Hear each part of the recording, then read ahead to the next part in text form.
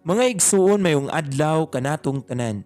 Karon adlaw na usab nga Miyerkules, pitsa 19 sa bulan sa Abril sa tuig 2023. O karon mga igsuon aniya nakita sa ikaduhang semana sa Pasko sa pagkabanhaw sa atong Ginoong Hesukristo.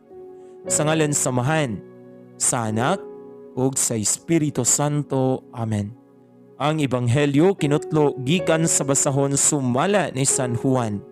Kapitulo 3, versikulo 16 ngadto sa 21.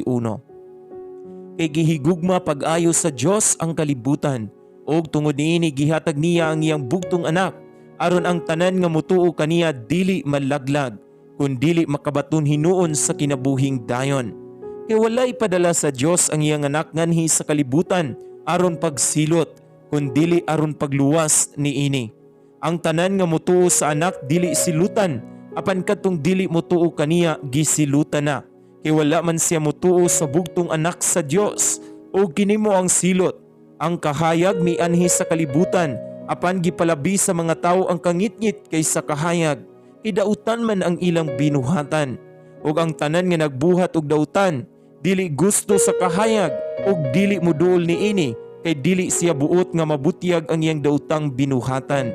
Apan ang nagbuhat sumala sa kamatuuran, muduol sa kahayag aron makita nga nagmatinumanon siya sa Dios.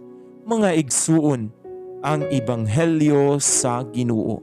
Daygon ikaw, O Kristo.